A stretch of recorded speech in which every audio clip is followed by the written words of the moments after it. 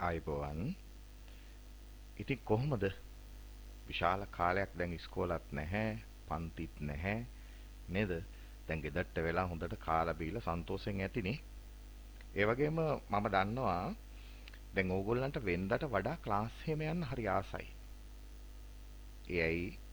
දැන් වෙනද නම් උදේම නැගිටලා ඉස්කෝලේ යන්න ඕනේ. ඊට පස්සේ මහන්සි වෙලා ඇවිල්ලා ක්ලාස් යන්න ඕනේ. ඊට ගෙදර ඇවිල්ලා හෝම්වර්ක් කරන්න ඕනේ නේද?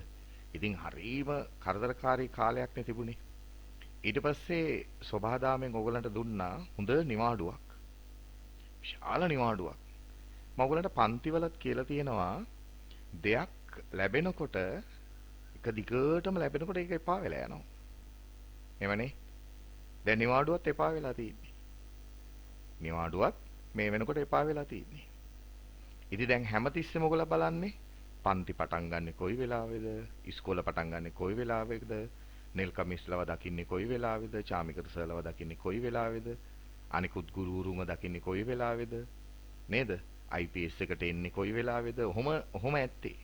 දැන් ගෙදර ඉඳලා එපා වෙලා ඔය ඉන්නේ. ඒකම ගෙදරත් දැන් පුළුවන් තරම් ගෙදර අම්මයි තාත්තයි පුළුවන් තරම් දැන් ඒගොල්ලන්ටත් වැඩ අඩුයිනේ. දැන් නම් චුට්ටක් ඒගොල්ල වැඩවලට යනවා ඇති. දැන් ඒගොල්ලන්ටත් වැඩ ටිකක් අඩු නිසා ඒගොල්ලත් හැම තිස්සෙම ඕගොල්ලන්ට දැන් යොමු කරනවා ඇති. ඉගෙන ගන්න, පාඩම් කරන්න, හෝම්වර්ක් කරාද, ඔන්ලයින් වලින් උගන්වන ගුරුවරුන්ට ඒගොල්ලන්ගේ ඒ වැඩ කටයුතු හරියට විධිමත්ව ඒවා කරනවද? නේ අපිටත් දෙමව්පියෝ කෝල් කරලා කියනවා චාමිකර සර් මේ ඔන්ලයින් උගන්වන්නේ නැද්ද? අපිට ගණන් එවන්නේ නැද්ද? ඉතින් මේ දවස් ටිකේ එහෙම තමයි තිබුණේ. ඒ නිසා මායි නෙල්කමිසුයි කල්පනා කරා දැන් සති දෙකක් වගේ ඇතුළතදී අපි ඊට කලින් හැබැයි ඕගොල්ලන්ට අන්තර්ජාලය ඔස්සේ, ඒ කියන්නේ ඊමේල් එක ඔස්සේ ඕගොල්ලන්ට අවශ්‍ය කරන වැඩ ටික ඒ පන්ති බදව අපි එව්වා. විශේෂයෙන් නෙල්කමිස් විශාල වැඩ කොටසක් 6 වසරේ සිට 11 වසර දක්වා විශාල වැඩ කොටසක් ඕගොල්ලන්ට යොමු කරා අන්තර්ජාලය ඔස්සේ. ඉතින් ඒව ගන්න ඇති කියලා විශ්වාස කරනවා.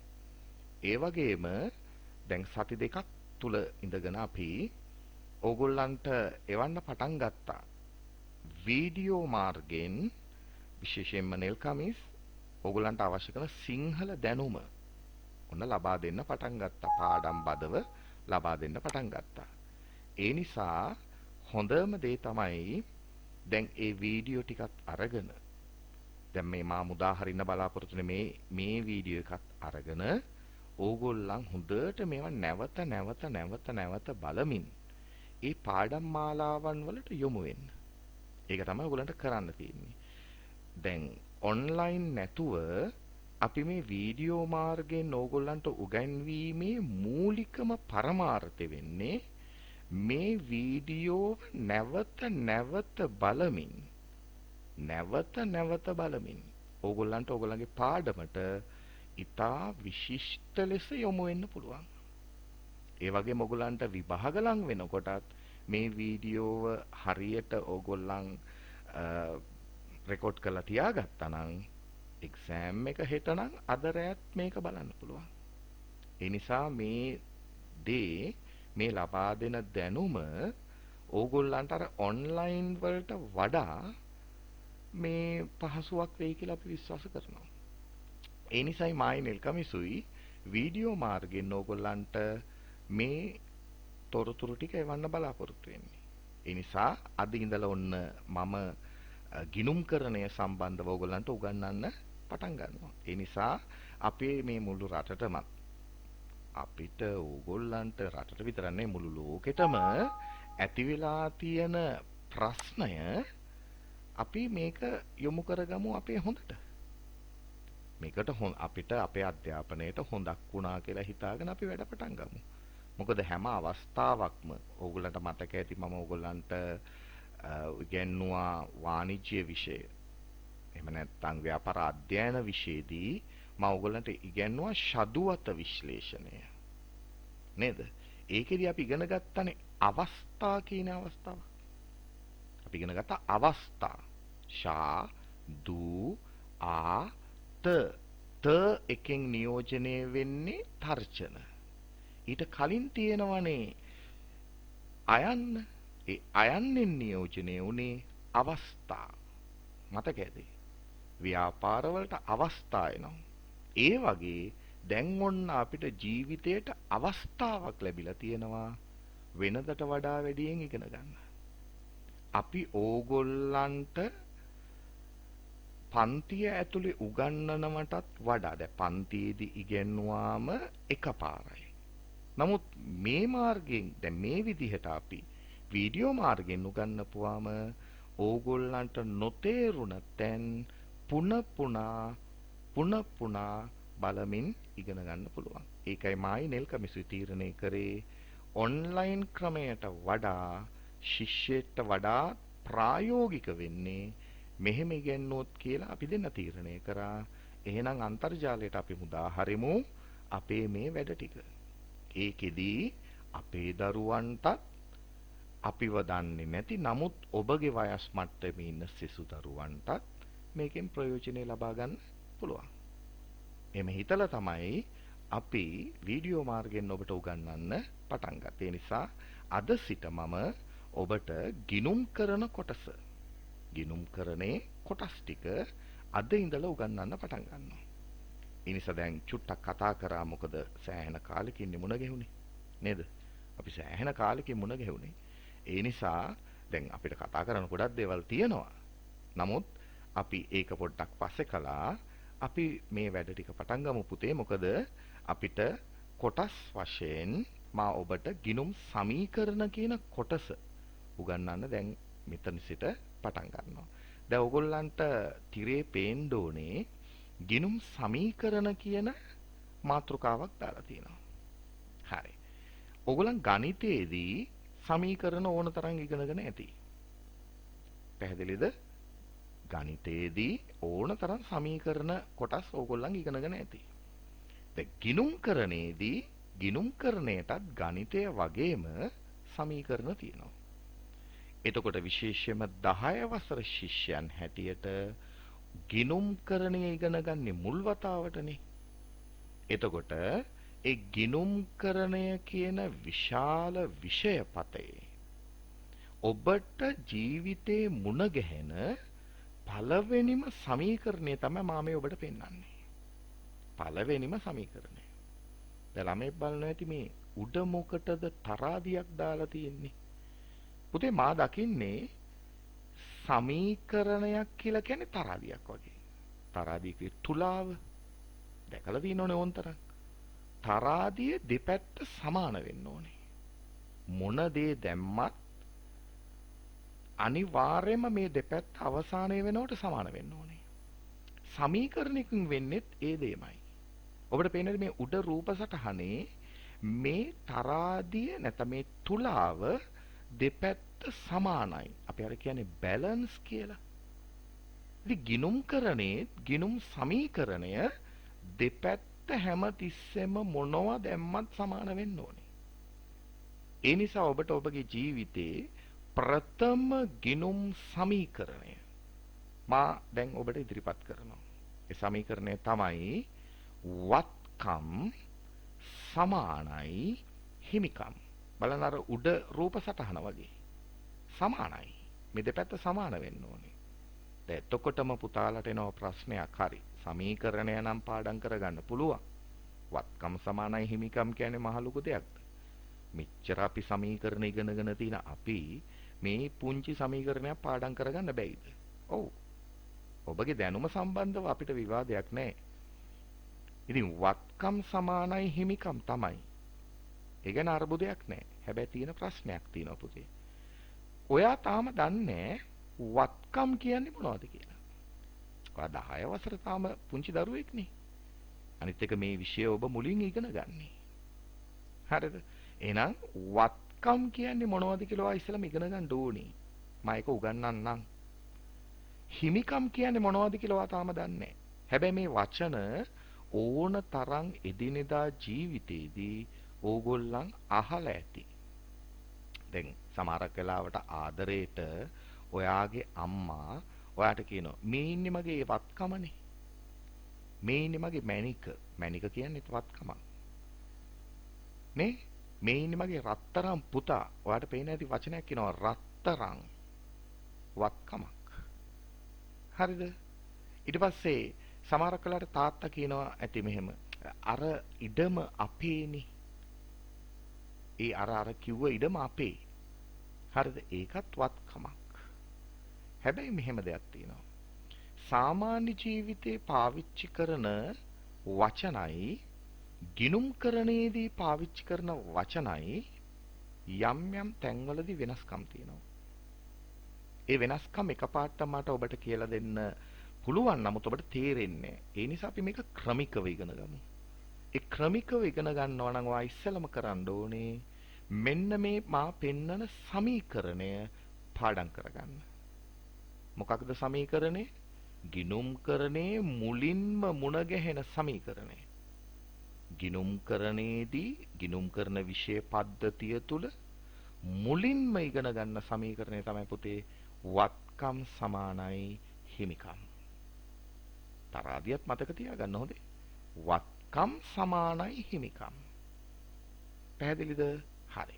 එහෙනම් මම යනවා ඕගොල්ලන්ට උගන්වන්න වත්කමක් කියන්නේ මොකක්ද? වචනේ ඕන තරම් ඇහිලා ඇති. ඇහුණට කවුරු හරි කෙනෙක් දැන් ඔයා පාරක යනවා. යනකොට කවුරු හරි කෙනෙක් අහනවා 10 වසරනේ මොනවද ඉගෙන ගන්න විෂයන්? ඒතකොට ඉතින් ඔයගොල්ලෝ විෂයන් කියනවනේ ඔයගොල්ලන්ට සුප්‍රසිද්ධ විෂයන් ටික තියෙනවා. ගණිතය, සිංහල, විද්‍යාව, ඉංග්‍රීසි, ඉතිහාසය. දැන් ඔහොම කියාගෙන ඇවිල්ලා කියනවනේ අපි කොමසුත් ඉගෙන ගන්නවා. අර දිගට කිව්වට තේරෙන්නේ නැහැනේ ව්‍යාපාර අධ්‍යයනය අහ. එහෙම කිව්වට තේරෙන්නේ නැහැ. ඒ නිසා ඔයගොල්ලන් මම කෙටියෙන් කියනවා කොමර්ස් ඉගෙන ගන්නවනේ අපි. එතකොට කොමර්ස් ඉගෙන ගන්නවා කියලා කිව්ව හැටි අහන කෙනා ඒ මේ විෂය පද්ධතිය ගැන අවබෝධයක් තියෙනවා නම් එයා අහනවා ඒ කියන්නේ වාණිජ්‍යයත් ඉගෙන ගන්නවා ඒක ඇතුලේ ගිණුම්කරණයක් තියෙනවා. ඔයා ගිණුම් ඉගෙන ගන්නවද කියලා ඔහොම අහන්නේ. අනකොට ඔයා බය නැතු පැන්න හැටි කියනවා ඔව් ඔව් අපි ගිණුම්කරණ ඉගෙන ගන්නවා. මේ උගන්වන්න දැන් මේ දවස්වල අපි ඉගෙන ගනිමින් ඉන්නේ. කිව්ව හැටිය මේ මිනිස්සයා කියනවා හරි. එහෙනම් ගිණුම්කරණයේදී සමීකරණ තියෙනවනේ.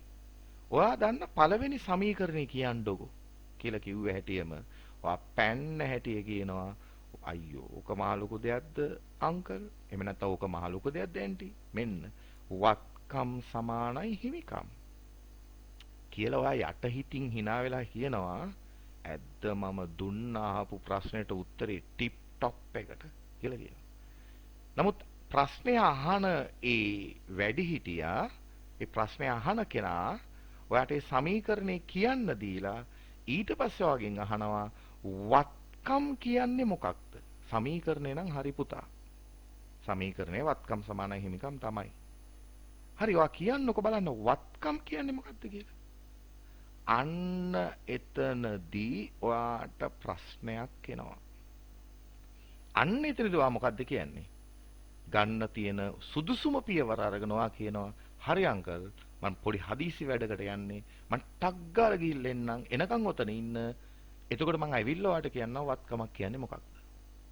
හැබැයි මේ මනුස්සයට ඉන්න වෙනවා මාස ගාණක් එක තැනම. මොකද හේතුව ඔයා එන්නේ. නමුත් මගේ කෝලෙක් එහෙම වෙන්න බෑ. වත්කමක් ගැන කියන්න ඔයාට හැකියාව දැන් මන් දෙනවා. හරි. දැන් එහෙනම් අපි බලමු වත්කම් කියන්නේ මොකක්ද? මම නැඹුරු වෙනවා ඊළඟ පිටුවට. මෙන්න මන් දෙනවා වත්කමක් කියන්නේ මොකක්ද? පුතේ වත්කමක් වෙන්න ගුණාංග 3ක් සම්පූර්ණ වෙන්න ඕනේ. වත්කමක් වෙන්න ගුණාංග 3ක් සම්පූර්ණ වෙන්න ඕනේ. මොනවාද මේ ගුණාංග 3? දැන් නිකන් හිතන්නකෝ මෙහෙම. දැන් අලියෙක් වෙන්න ගුණාංග සම්පූර්ණ වෙන්න එපයි. මම උදාහරණයක් කියන්නේ මේ. අලියෙක් වෙන්න ගුණාංග සම්පූර්ණ වෙන්න ඕනේ. චුට්ටක් කල්පනා කරන්න. කකුල් 4ක් තිබ්බ පළියට අලියෙක් වෙන්නේ නැහැ. දැන් කවුරු කෙනෙක් වාගෙන් ඇවිල්ලා අහනවා මම සතෙක් ගැන කියනවා පුළුවන් නම් මේ සතාගේ නම කියන්න. ඒතර වා කියනවා රයිට් කියන්නකෝ.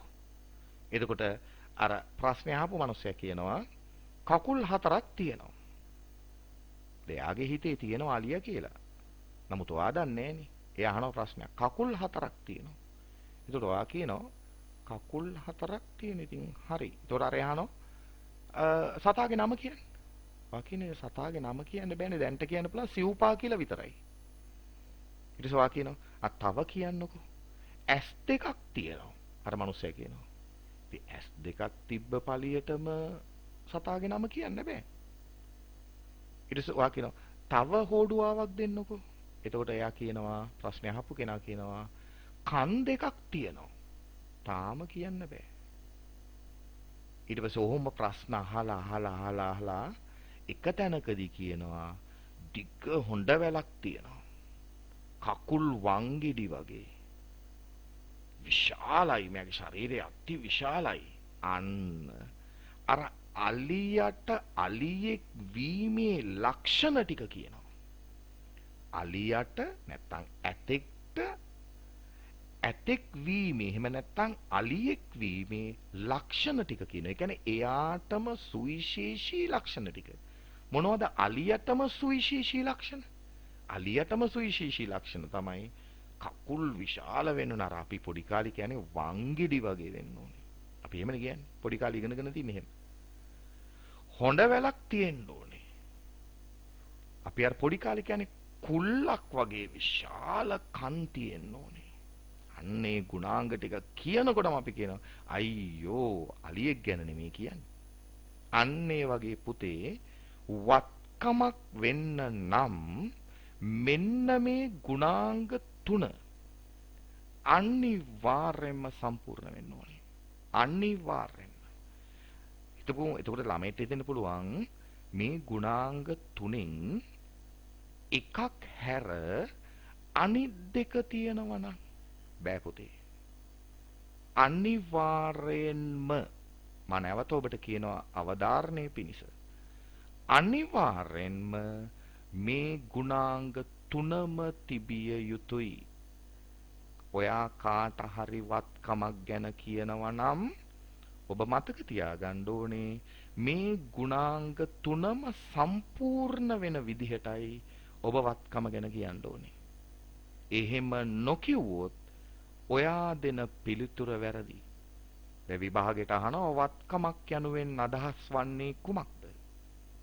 එතකොට ඔයා උත්තර දෙනකොට මේ ගුණාංග තුනම කියන්න ඕනේ. එතකොට දැන් ඔයාට ආපහු ප්‍රශ්නයක් එනවා. පිළිවෙලටම මේ ගුණාංග තුන කියන්න ඕනේද? නෑ පුතේ. එහෙම ප්‍රශ්නයක් නෑ. මේ තුන මික්ස් කරලා කිව්වට කමක් නෑ. හැබැයි අර ඕගොල්ලන්ට පාඩම් කරන්න පහසුවක් වෙන විදිහට තමයි මම මේ ගුණාංග තුන පෙළගස්වලා තියෙන්නේ. නමුත් ඔයා මේ ගුණාංග තුන මාරු කරලා කිව්වට ප්‍රශ්නයක් නෑ. මොකක්ද වෙන්න ඕනේ? මේ ගුණාංග තුනම තියෙන්න ඕනේ. ඒක තමයි මූලිකම කාරණා. එහෙනම් අපි බලමු දෙකින් එක. වත්කමක් වෙන්න නම් ගුණාංග මොනවද? පළවෙනි එක. පළවෙනි එක කිව්වට මේක මුලින්ම කිවීමේ අත්‍යවශ්‍යතාවයක් නෑ. හොඳේ. හරි. මට අර උගන්වන්න පහසුව පිණිස මම ඔබට කියනවා. මේ බලන්න පළවෙනි කාරණාව තමයි අතීත ගනුදෙනුවක ප්‍රතිඵලයක් වීම. මොකද්ද කිව්වේ මාත් එක කියමුද? අතීත ගනුදෙනුවක ප්‍රතිඵලයක් වීම. තුන්වෙනි පාඩටත් කියමුද? ආපහු කියමු. ඔයගොල්ලෝ කියන මං අහගෙන ඉන්න. ඇහෙනවා. මොකක්ද?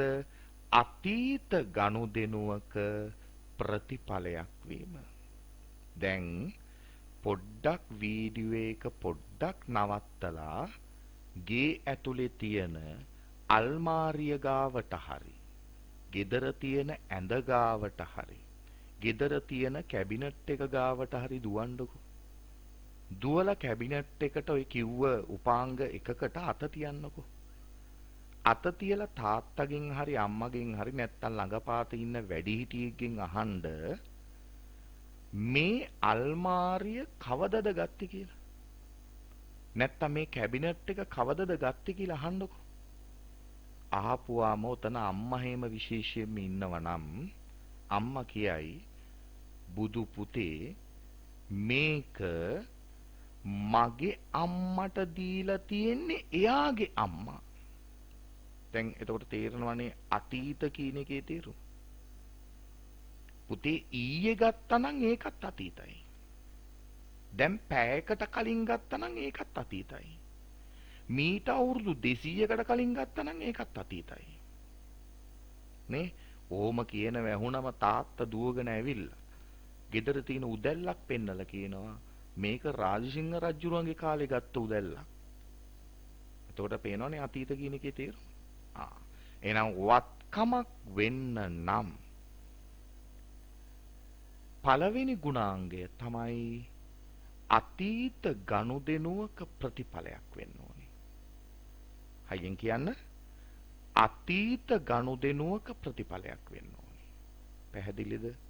මෙතන මම වචනයක් highlight කරලා තිනවා ගනුදෙනු කියන වචනය. පුතේ මේ වචනය ඕනෑ තරම් ඔබ අහලා ඇති. විශේෂයෙන් අවුරුද්දට නැකතුකුත් තියෙනවා. ගනුදෙනු කරන්න ඕනේ කියලා. මතක ඇති. ගනුදෙනු කරන්න නැකත. පොඩ්ඩක් අහන්නකෝ වැඩිහිටියෙක්ගෙන් ගනුදෙනු කියන එකේ තේරුම. මං ඔට්ටු දාලා කියනවා එයා කියන නිර්වචනය ගිනුම් කරණයට සමාන වෙන්නේ. ඒකයි මට උවමනා වෙන්නේ මේ ගනුදෙනු කියන වචනය ඔයාට වෙනමම උගන්වන්න. හැබැයි ඒකට අවස්ථාව දැන් නෙමෙයි. මොකද නැත්නම් අපිට වත්කම් ගැන ඉගෙන ගන්න බැරි වෙනවනේ. ඒ නිසා මම මේක highlight කරලා වෙනමම ගෙනල්ලා තියාගත්තේ පැත්තකින් ගනුදෙනු කියන එකේ වචනේ තේරුම ඕගොල්ලන්ට පැහැදිලි කරලා දෙන්න. ඒක හැබැයි අවස්ථාව දැන් නොවන නිසා මම ඒක දැම්ම කියලා දෙන්නේ මේ පාඩමේ අවසාන කොටසේදී මම නැවත ඉදිරියට ඇවිල්ලා මේ ගනුදෙනු කියන වචනය ඔබට පැහැදිලි කරලා දෙනවා. හැබැයි මතක තියාගන්න ගනුදෙනු කියන වචනය ඕනතරම් ඔබට ඇහිලා ඇති. ඇහුණට ඔයා මේකේ නියම තේරුම දන්නේ. ඒ කියන්නේ ගිනුම් කරන මේ තේරුම දන්නේ. සාමාන්‍ය තේරුම ඉතින් දන්නවා. නේද? කවුරු හරි දෙනවා අපි ගන්නවා අපි දෙනවා කවුරු හරි ගන්නවා. එහෙම හරි. හැබැයි විභාගෙට ඇව්වොත් ගනුදෙනුවක් කියන්නේ මොකක්ද කියලා කවුරු හරි දීපු එකක් අපි ගන්නවා නැත්නම් අපි දෙන එකක් කවුරු හරි ගන්නවා කිව්වොත් පුතේ ඔයාට ලකුණු බිඳුවයි. ඔයාට ලකුණු හම්බ වෙන්නේ. ඒ නිසා ඒ ගනුදෙනු කියන වචනය ඊටාම පැහැදිලිව ඔයාට පැහැදිලි කරලා දෙන්න ඕන නිසා තමයි මම වෙනමම ඒක අරගෙන තියෙන්නේ. පුතාට පැහැදිලිනේ? ඒ නිසා තව එකක් මට කියන්න අමතකුණා. මම මේ කියනකොට හැමතිස්සෙම පුතා පුතා කියලා කියනවා ඕගොල්ලන්ට. එතකොට දුවලා මාත් එක්ක තරහ වෙනවා. ඕගොල්ලෝ දන්නවා මම පන්තියේදීත් පුතා කියලා කියන්නේ දෙගොල්ලන්ටම. දුවටත් මේක වළංගුයි පුතාටත් මේක වළංගුයි. මොකද මගේ ගෙදරත් දුවයි පුතයි දෙන්නම ඉන්නේ.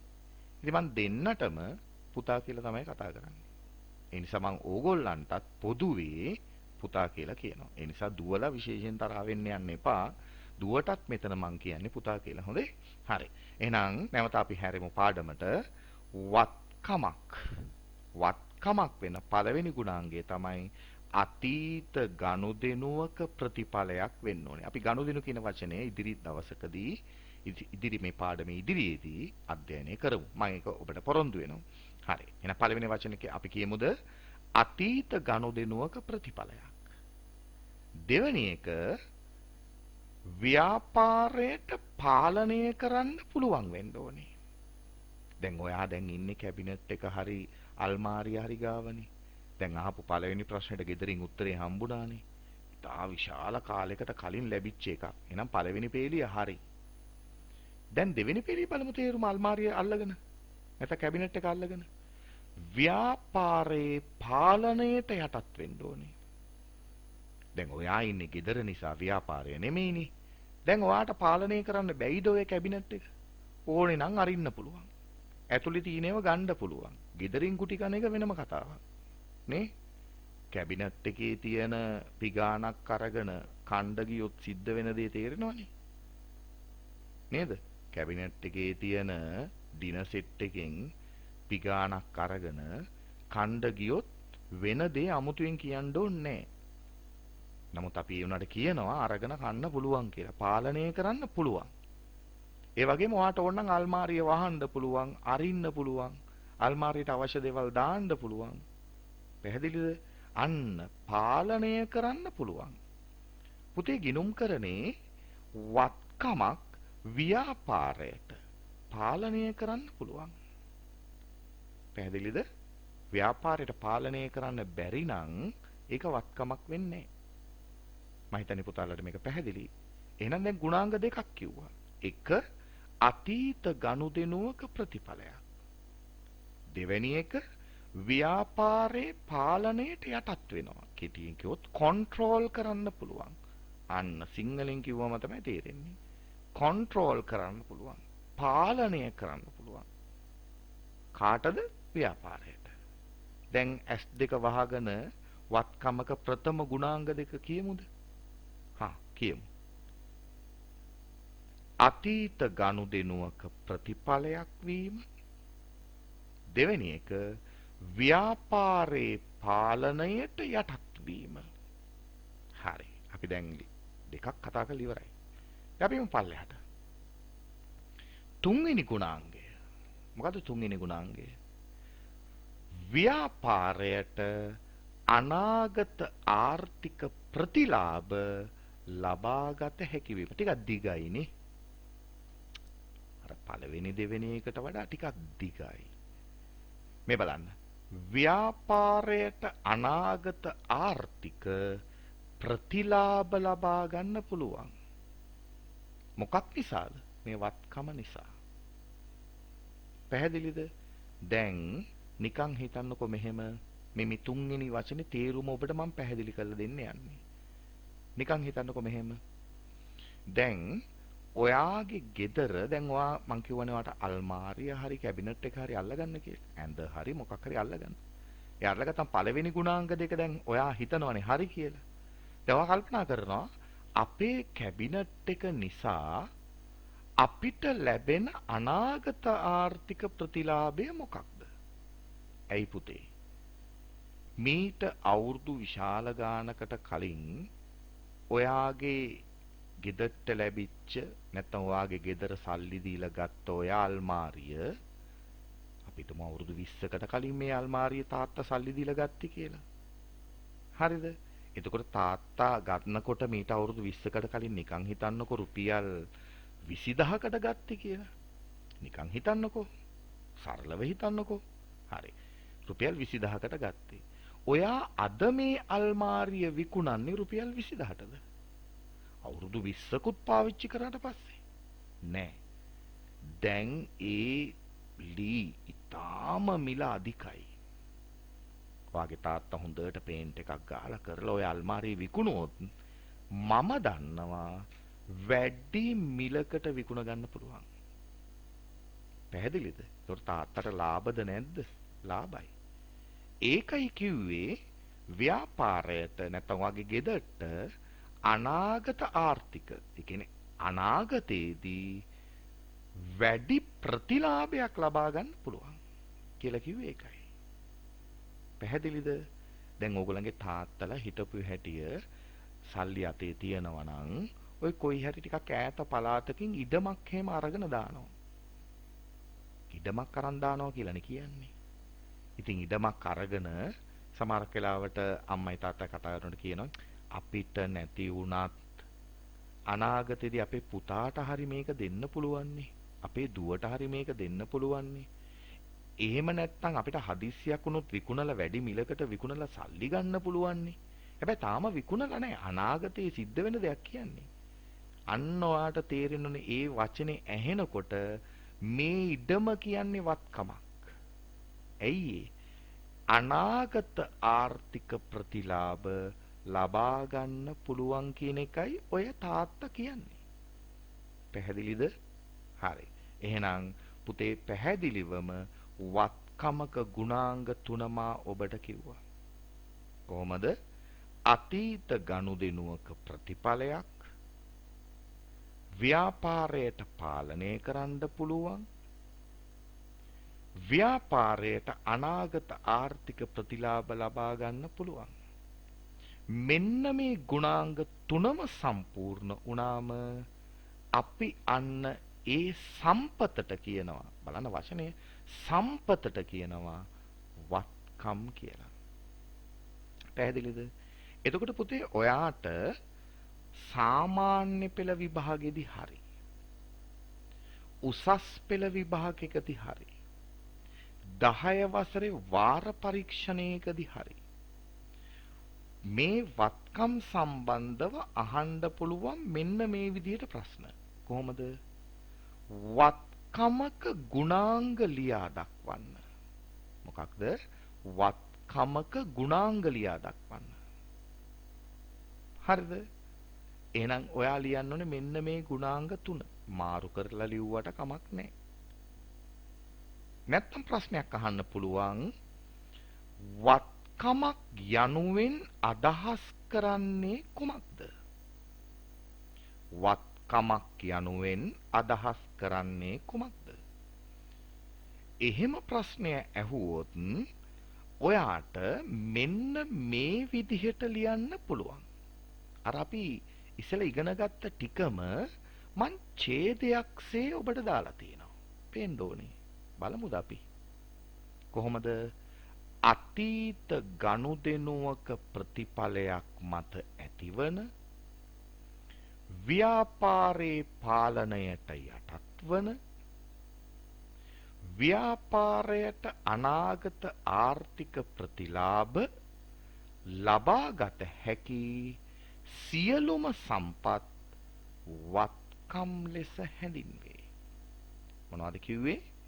අතීත ගනුදෙනුවක ප්‍රතිඵලයක් මත ඇතිවන ව්‍යාපාරේ පාලනයට යටත් වන ව්‍යාපාරයට අනාගත ආර්ථික ප්‍රතිලාභ ලබාගත හැකි සියලුම සම්පත් වත්කම් ලෙස හැඳින්වේ. දැන් බලන්න මේ තුනම නේද ඡේද වශයෙන් මා ඔබට දීලා දෙන්නේ. එහෙනම් ඔයාගෙන් විභාගයකට කවර හෝ විභාගයකට ප්‍රශ්නයක් ඇහුවොත් වත්කමක ගුණාංග ටික කියන්න කියලා මෙහෙම කියන්න ඔබ පුහුණු වෙලා තියෙන්න ඕනේ. ඒ වගේම වත්කමක් කියන්නේ මොකක්ද කියලා ඇහුවොත් ඔයා ඡේද වශයෙන් මෙහෙම ලිව්වනම් හරි. අරකම තමයි වෙන් වෙන් වශයෙන් පාඩම් කරගත් එක ඡේදයක් වශයෙන් පුතාලා ලියන්න. පැහැදිලිද? හරි. එහෙනම් අපි ආපහු මුලට යන්න. ඔන්න ගිණුම් සමීකරණය. ගිණුම් සමීකරණේ අපි අර ඉස්සෙල්ලා කිව්වේ තරාදියක් වගේ කියලා. ගිණුම් සමීකරණය පළමු ගිණුම් සමීකරණය වත්කම් සමානයි හිමිකම්. එතකොට ඒකෙදි අපි පුහුණු වෙන්නේ වත්කමක් කියන්නේ මොකක්ද? එතකොට වත්කමක් වෙන්න නම් මූලික ගුණාංග තුනක් සම්පූර්ණ වෙන්න ඕනේ.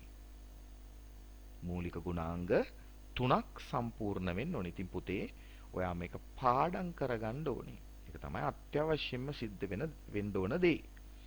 ඊට පස්සේ වත්කමක් කියන එක ඡේදයක් වශයෙන් ලියන්න. දැන් අර මම උදාහරණයක් කිව්වේ. මතකද? පාරක යනකොට කවුරු හරි කෙනෙක් ඔයාගෙන් අහනවා පුතේ වත්කමක් කියන්නේ මොකක්ද කියලා. අර මම ඉස්සෙල්ලන් කිව්වා වගේ ඔයා කිව්වනේ පොඩ්ඩක් ඉන්න මං හදිසි ගමනක් යන ගමන් ඉන්නේ. ඔහොමම ඉන්න මං ටක් ගාලා ගිහිල්ලා එන්නම් කියලා. දැන් එහෙම කියන්න ඕනේ නෑ. දැන් ඔයා බය නැතුව ඒ ප්‍රශ්නය අහපු තැනත්තගේ ඉස්සරහා ඍජුව හිටගෙන ඔයා බය නැතුව උත්තර දෙන්න. වත්කමක් කියන්නේ අතීත ගනුදෙනුවක ප්‍රතිඵලයක් මත ඇතිවන ව්‍යාපාරේ පාලනයට යටත් වන ව්‍යාපාරයට අනාගත ආර්ථික ප්‍රතිලාභ ලබාගත හැකි සියලුම සම්පත් වත්කම් ලෙස හඳුන්වනවා කියලා කිව්වම ඒ ප්‍රශ්නය අහපු මිනිස්සයා ගිණුම්කරණය දන්න කෙනෙක් නම් ඔබට බොහෝ සෙයින් ප්‍රශංසා කරයි. ෂා මරු පුතා හොඳටම ඔයා වත්කම් ගැන දන්නවා. ඊට පස්සේ ආ ප්‍රශ්නයක් අහයි හරි වත්කම් ගැන කිව්වනේ. එහෙනම් කියන්නකෝ බලන්න වත්කම් ප්‍රභේද. වත්කම් කොටස් කරන්න පුළුවන් ආකාරය කියලා කිව්ව සැනින් මෙන්න මං කියලා දෙනවා වත්කම් වර්ගීකරණය. මොකක්ද? වත්කම් වර්ගීකරණය. ඔයාගේ පේන්න ඕනේ ඔයාගේ මුහුණතේ පේන්න ඕනේ නේ. ඔයා බලන්නේ ටීවී එකෙන් නම් එහෙම නැත්නම් ඔයා බලන්නේ ඔයාගේ මොබයිල් ෆෝන් එකෙන් නම් ඒ මොබයිල් ෆෝන් එකේ මුහුණත නේ ජංගම දුරකථනයේ මුහුණත මෙන්න මම ඔබට දාලා තිනවා වත්කම් වර්ගීකරණය. පුතේ වත්කම් ප්‍රධාන වශයෙන් කොටස් දෙකකට බෙදා වෙන් කරන්න පුළුවන්. වත්කම් ප්‍රධාන වශයෙන් කොටස් දෙකකට බෙදා වෙන් කරන්න පුළුවන්. දැන් අර ප්‍රශ්නය අහපු තැනත්තට අපි කියනවා හරි ඔයා අපෙන් ඇහුවේ වත්කම් ප්‍රභේදනේ. වත්කම් ප්‍රභේද ප්‍රධාන වශයෙන් කොටස් දෙකකට කඩන්න පුළුවන්. දැන් උසස් පෙළේදී නම් පුතේ මේවා තවත් කොටස් වලට කඩනවා. ඉතින් තාම පුතාලා සාමාන්‍ය පෙළ නිසා මේ වර්ගීකරණය දැන්ට යාවත් කාලීනයි. මේ ටික මෙහෙමව තිබ්බම ඇති. උසස් පෙළේදී මේවා තවත් වර්ගීකරණයන් වලට ලක් වෙනවා. නමුත් ඔයාලා තම පුංචි දරුවෝ නිසා පොඩි ළමයි නිසා ඕගොල්ලන්ගේ මොළේට දරා ගන්න පුළුවන් මේ ප්‍රමාණය හොඳටම ඇති. මොකද මම දන්නවා සමහර දුවදරුවෝ ඒගොල්ලන් සමහරක් වෙලාවට ගෙදර අයියලා අක්කලා ඉන්නවා නම් උසස් පෙළ කරන ඒගොල්ලන්ගේ පොතුත් හොරෙන් බලනවා. ගිනුම් කරනේ කියලා දැක්කොත් පොත පොඩ්ඩක් පෙරලලා බලනවා. බලපුවාම ඒකෙත් මේ පෙන්නන ජාල සැලැස්මම තියෙනවා. හැබැයි ඒකේ මේ ජාල සැලැස්මට වඩා තව වර්ගීකරණයන් තියෙනවා. එතකොට ඒගොල්ලන්ට හිතෙන්න පුළුවන් ආනේ මාර වැඩි. චාමිකරස බොරුනේ අපිට උගන්වලා දෙන්නේ. නෑ පුතේ. ඒ උසස් පෙළට. අපි සාමාන්‍ය පෙළට අවශ්‍ය කරන වර්ගීකරණය කරගමුකෝ දැනට. තාම පොඩි ළමයි නිසා. ඒ නිසා අර ප්‍රශ්නය අහපු පාරේ ඉන්න තැනත්තට බය නැතුව අපිට කියන්න පුළුවන් වත්කම් වර්ගීකරණය ප්‍රධාන වශයෙන් කොටස් දෙකයි. මොනවාද ඒ කොටස් දෙක? මාත් එක කියන්න. ජංගම නොවන වත්කම්. එකක් තමයි ජංගම නොවන වත්කම්. මං සරල කතා කරන භාෂාවෙන් කියන්නද? ලේසියෙන් වෙනස් වෙන්නේ ඉක්මනින් වෙනස් වෙන්නේ ජංගම නොවන වත්කම්. දැන් විභාගයට ඇහුවොත් වත්කම් වර්ගීකරණයේ කොටස් දෙක කියන්න කියලා ඔයා කිව්වොත් ලේසියෙන් වෙනස් නොවන වත්කම් කියලා කිව්වොත් වැරදි. හරි වචනේම පාවිච්චි කරමු. අර මම ඔයගලන්ට පැහැදිලි කරන්න ඕන නිසා අරම කිව්වේ. ලේසියෙන් වෙනස් වෙන්නේ නැහැ කියලා කිව්වේ. නමුත් හරිම නම තමයි ජංගම නොවන වත්කම්. පැහැදිලිද?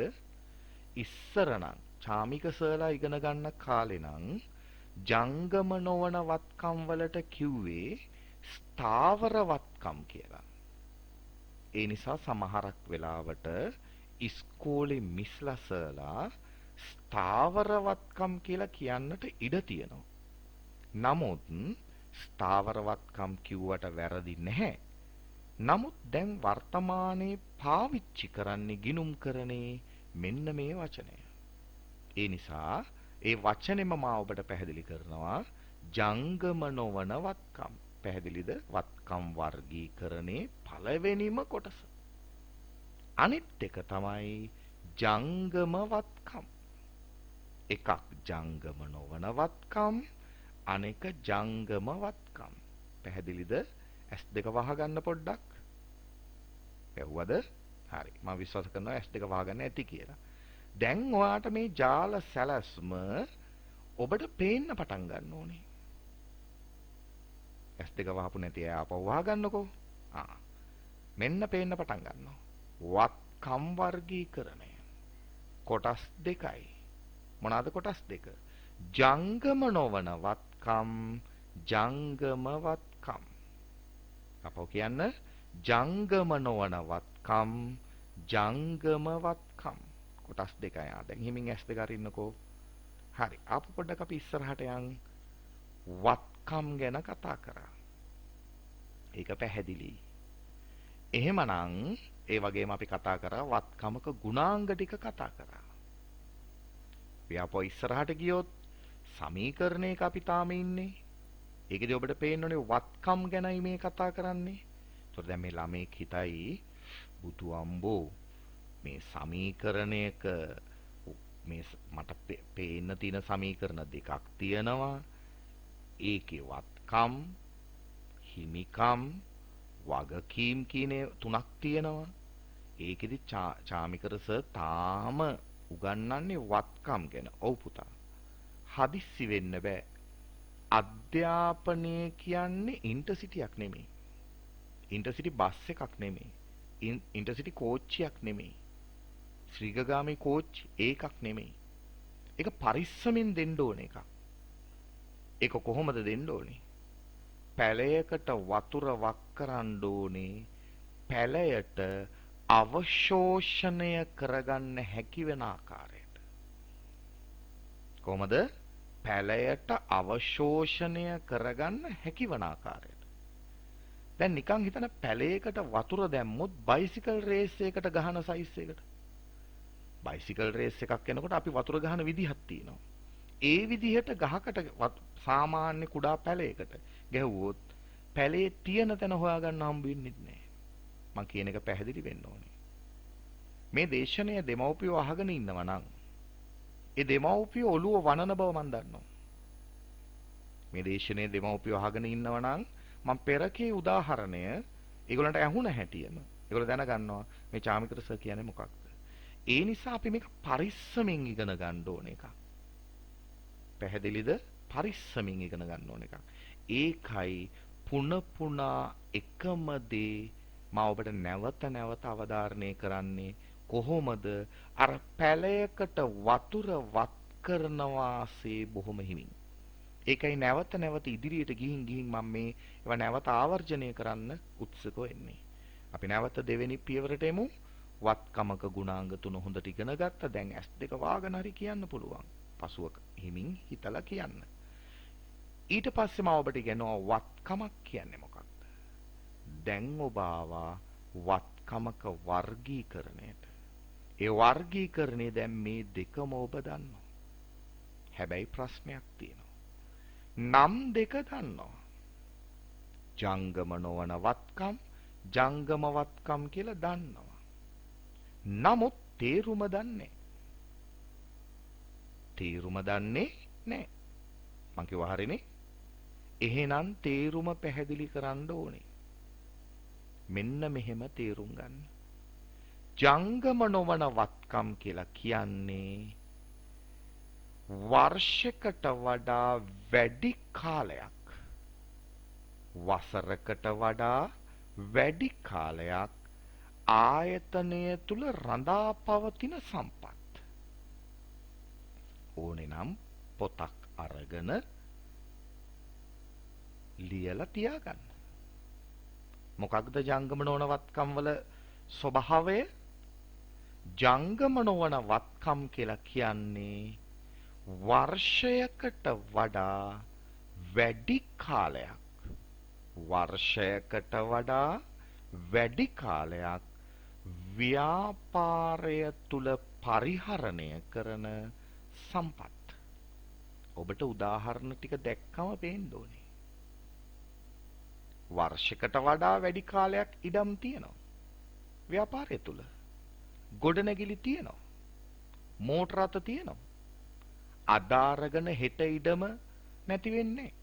ඒ නිසා ජංගම නොවන වත්කම් කියලා කියන්නේ වත්කමක් තමයි. නමුත් මේක ජංගම නොවන කියන විශේෂ නාමයක් භාවිතා කරලා තියෙනවා.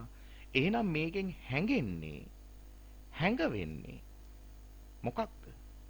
වර්ෂයකට වඩා වැඩි කාලයක් මේ ආයතනය විසින් නැත්නම් ව්‍යාපාරයේ විසින් පරිහරණය කරන වත්කම්. දැන් ඔයාට අර ගෙදර කැබිනට් එක ගැන මොකද හිතෙන්නේ? හ්ම්? ගෙදර කැබිනට් එක ගැන, ගෙදර අල්මාරිය ගැන, ගෙදර ඇඳ ගැන, ගෙදර තියෙන පුටුසිටිය ගැන, ඔයාගේ ගේ ගැන, ඔයාගේ ඉඩම ගැන මොනවද ඔයාට හිතෙන්නේ? මට පැහැදිලි. දැන් ඔයා තේරුම් ගන්නවා ඒ කිව්ව ඔක්කොම වත්කම් නිකම් වත්කම් නෙමෙයි. ඒවා මොනවද? ජංගම නොවන වත්කම්. දැන් බලනවා කොච්චර දේවල් ඉගෙන ගත්තද කියලා. දැන් මේ දේශනය පටන් ගන්න ඉස්සෙල්ලා ඕවා දැනගෙන හිටියේ නෑ. ඔයා මේ දේශනය පටන් ගන්න ඉස්සෙල්ලා දැනගෙන හිටියද ඔයාගේ කැබිනට් එක ජංගම නොවන වත්කමක් කියලා?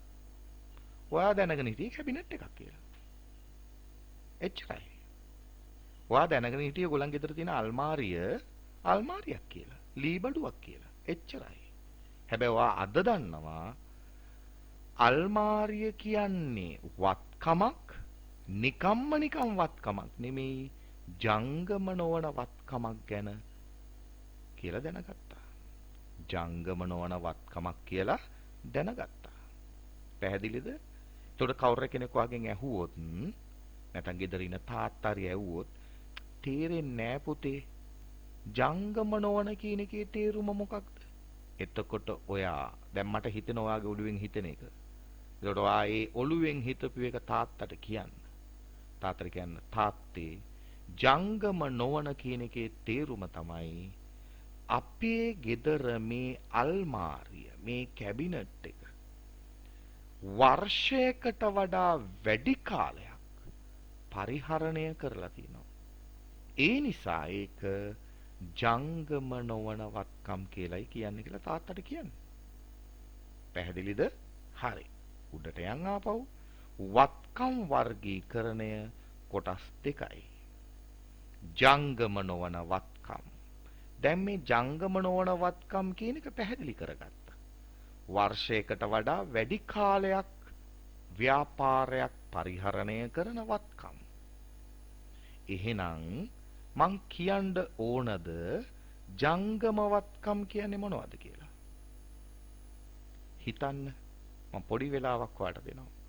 ජංගම නොවන වත්කම් කියන්නේ වර්ෂයකට වඩා වැඩි කාලයක් ආයතනය පරිහරණය කරන වත්කම්. එහෙනම් ජංගම වත්කම් කියන්නේ හිතන්න. මොනවද ජංගම වත්කම් කියන්නේ?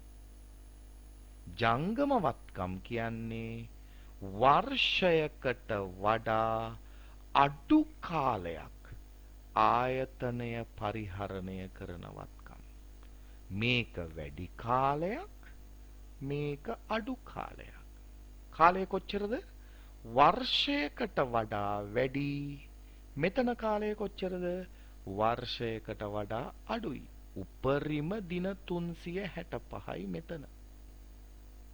නේද? උපරිම මාස 12යි. මෙයා එහෙම නෙමෙයි. මෙයා අවුරුදු විශාල ගාණක් පරිහරණය කරනවා වෙන්න පුළුවන්. දැන් හිතන්නකෝ ඔයා ජීවත් වෙලා දැන් වාසය කරන ඔයාගේ ඉඩම ගොඩනැගිල්ල කියන වගේ ගෙදර අවුරුදු කීයක්ද හදලා? නේ? බලනකොට ඔය ඔයාගේ ගේ හදලා තියෙන්නේ ඔයාගේ 100 වෙන්න පුළුවන්. එහෙනම් ඒකයි ඒක ජංගම නොවන වත්කමක් වෙන්නේ. පැහැදිලිද? 100 හදපු නිසා නෙමෙයි. ඒක අවුරුදු ගාණක් විශාල කාලයක්. ඔයාගේ තාත්තා ඉපදුනෙත් ඔය ගෙදරම වෙන්න පුළුවන්. පැහැදිලිද?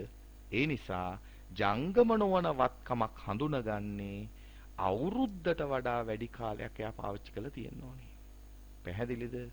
ජංගම වත්කම හඳුනගන්නේ අවුරුද්දට වඩා අඩු කාලයයි එයා පාවිච්චි කරන්නේ.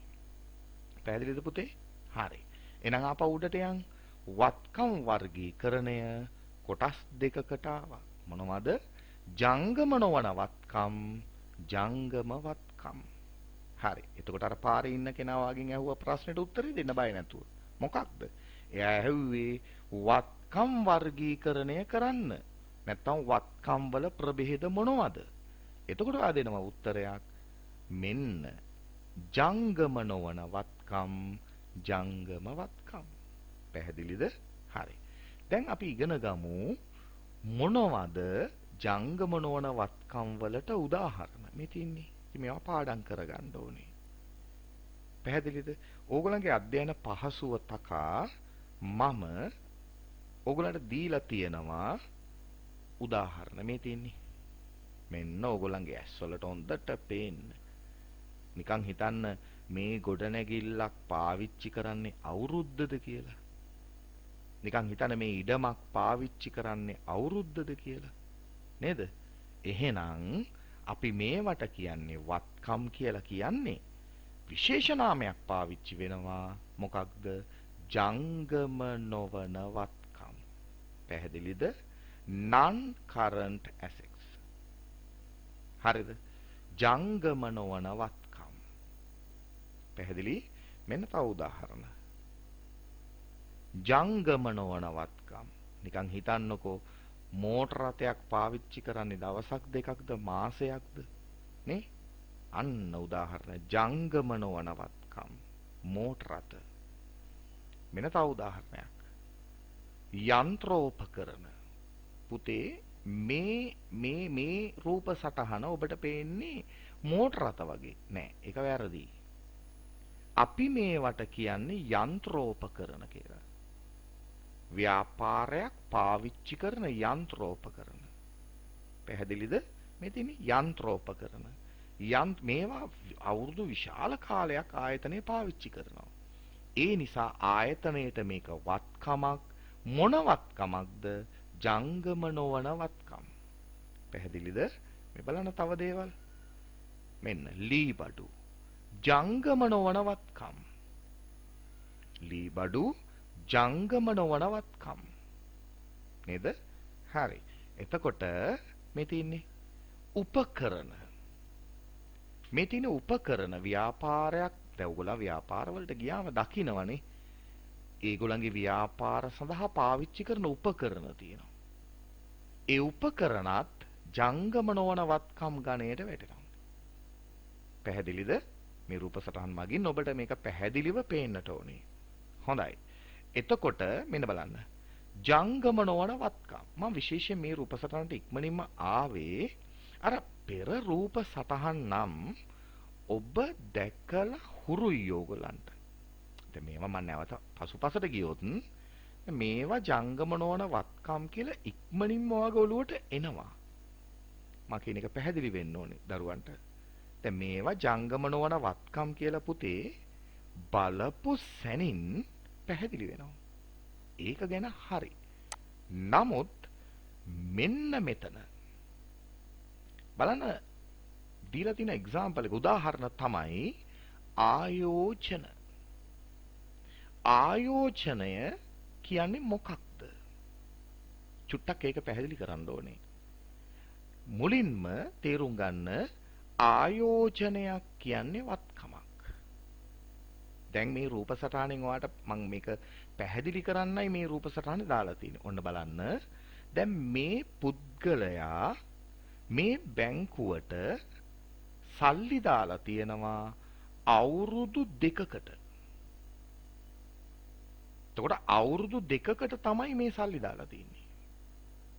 පැහැදිලිද? එතකොට අවුරුදු 2කට සල්ලි දාපම නම් මේ බැංකුවත් එක්ක එකඟ වෙලා ආපහු මේ සල්ලි මෙයා ගන්නෑ. දැන් ඔබ හිතන්න එපා. දැන් එහෙම හිතනකොට මා කියනවා ඉතින් මටත් අපේ තාත්තටත් බැංකු පොතක් තියෙනවානේ. අපේ අම්මටත් බැංකු පොතක් තියෙනවානේ. ඒගොල්ලන් අද සල්ලි දාලා හෙට ගන්නවානේ. අද සල්ලි දාලා හදිස්සියක් වෙලා මාස 2කට පස්සේ සල්ලි ගන්නවානේ. මාස 3කට පස්සේ සල්ලි ගන්නවානේ. එතනින්ම ඔබට පේනව නේද පුතේ? දැන් තාත්තා හරි අම්මා හරි පාවිච්චි කරන බැංකු පොත තේරුම් ගන්නකෝ. පාවිච්චි කරන බැංකු පොත අද සල්ලි දාලා අද උදේ සල්ලි දාලා අද හවස ගන්න පුළුවන් නම් අද සල්ලි දාලා තව සතියකින් දෙකකින් ගන්න පුළුවන් නම් අද සල්ලි දැම්මා. අම්මා බැංකුවට ගිහලා සල්ලි දානකොට අම්මා විශ්වාස කරනවා හදිස්සියක් වුණොත් විතරයි ගන්නෙ. ආවට ගියාට ගන්නෑ කියලා සල්ලි දානවා.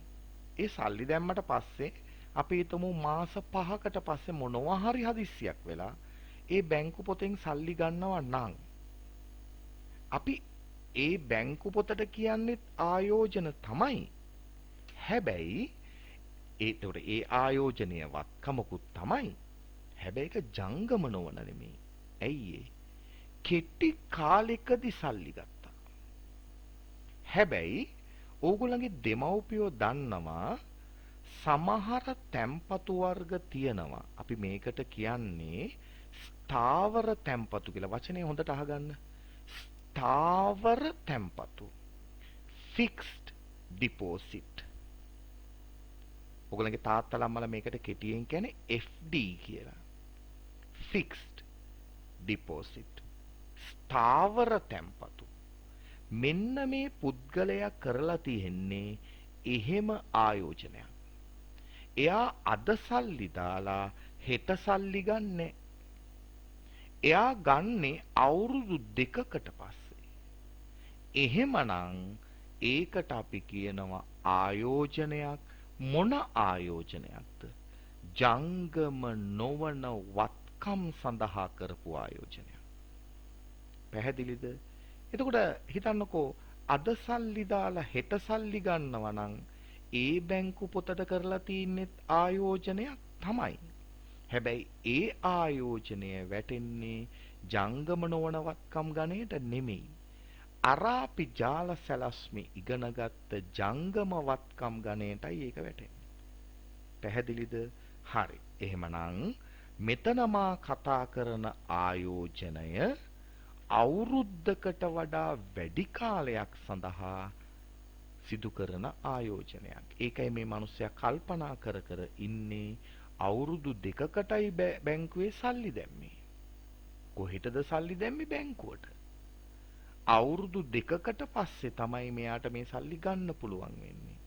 ඒ නිසා මේක දිගු කාලීන ආයෝජනයක්.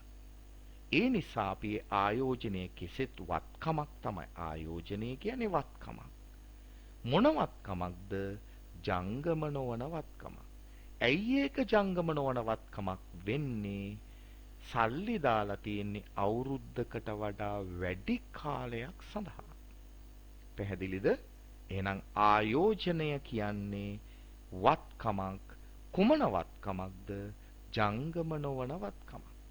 පැහැදිලිද පුතේ? දැන් මේවා නම් මේ උපකරණ දැක්ක සැනින් වත්කමක් කියලා කියන්න පුළුවන්. විශාල කාලයකට පාවිච්චි කරන වත්කම්. නේ? නිකන් හිතන්න මේ ටයිප්‍රයිටර් එකක් අද අරගෙන හෙට කඩලා දාන්නේ. විශාල කාලයක් පාවිච්චි කරනවා. මේ ලී බඩු අද අරගෙන හෙට කැඩෙන්නේ නෑනේ. කැඩුනත් අපි විසි කරන්නේ නෑනේ පුතේ. අපි ඒවා හදලා ගන්නවනේ. නේ? මේ යන්ත්‍රෝපකරණ මම ටිකක් ඉක්මනින් ගියොත් මේ මෝටර රථ මේ ඉඩම් ගොඩනැගිලි මේ හැම එකක්ම ඔබ දැන් තේරුම් ගත්තා ජංගම නොවන වත්කම් ගණයට අයත් වෙන්නේ. තේනවද? ඉඩම් ගොඩනැගිලි මෝටර රථ යන්ත්‍රෝපකරණ ලී බඩු උපකරණ ස්ථාවර තැන්පත් අර මම ඉස්සෙල්ලා කිව්වේ ආයෝජන. තව විවිධ වර්ගයේ ආයෝජන තියෙනවා. ස්ථාවර තැන්පත් කියන්නේ ආයෝජනයක්. මෙතන තියෙන ආයෝජන කියන්නේ තවත් ආයෝජන වර්ග තියෙනවා. අපි ඒවා ඉදිරියේදී සාකච්ඡා කරමු. එකපාරම ඕගොල්ලන්ට සියලු දැනුම දුන්නොත් ඕගොල්ලන්ට අර බයිසිකල් රේස් එකකට වතුර ගහනවා වගේ තමයි. එතකොට ඕගොල්ලන්ට තේරෙන්නේ. දැනට පුතේ මේ විදිහට බලාගෙන පාඩම් කරගන්න. පිළිවෙලට ඕනේ තමන්ට මතක් වෙන විදිහට පාඩම් කරගන්න. ඉතින් මේ රූප සටහන් පොඩි කොලයක හොඳ ලස්සනට ඇඳලා තමන් පාඩම් කරන තැන ගහගන්න. එතකොට ගා හැම තිස්සෙම වාට එක පේනවනේ. ඒ පේනකොට ඔයගලන්ට පාඩම් කරන්න ලේසියි. පැහැදිලිද? ආපහු මුලට එමුකෝ. වත්කම් වර්ගීකරණය කොටස් දෙකයි. ජංගම නොවන වත්කම් ජංගම වත්කම්. ජංගම නොවන වත්කම් කියලා කිව්වේ ව්‍යාපාරයක් අවුරුද්දකට වඩා වර්ෂයකට වඩා වැඩි කාලයක් පරිහරණය කරන වත්කම්. ජංගම වත්කම් කිව්වේ අවුරුද්දකට වඩා අඩු කාලයක් තුලදී ව්‍යාපාරයක් විසින් පරිහරණය කරන වත්කම්. එතකොට ජංගම නොවන වත්කම් වලට උදාහරණ ගොඩාක් අපි පල්ලෙහාට අරගත්තා.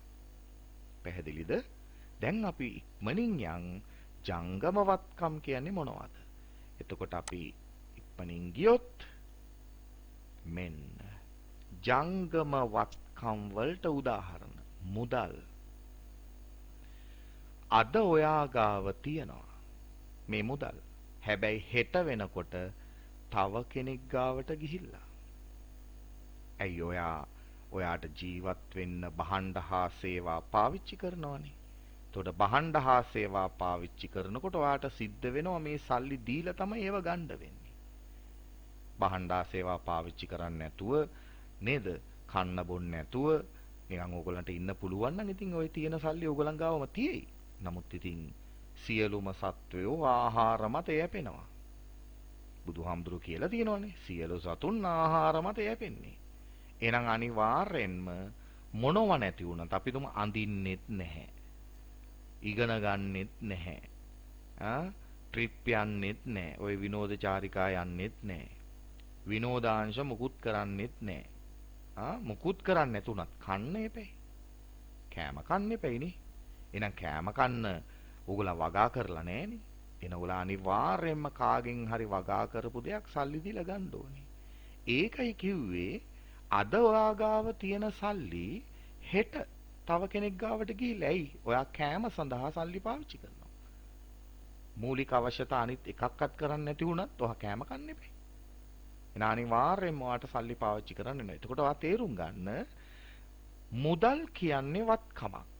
මම මේ ගිනුම් කරණේදී මේවට සල්ලි කියනවට වඩා ආසයි. සල්ලි කියන්නේ සාමාන්‍ය විවාහාරයනේ. මුදල් කියලා පාවිච්චි කරන්න. පැහැදිලිද?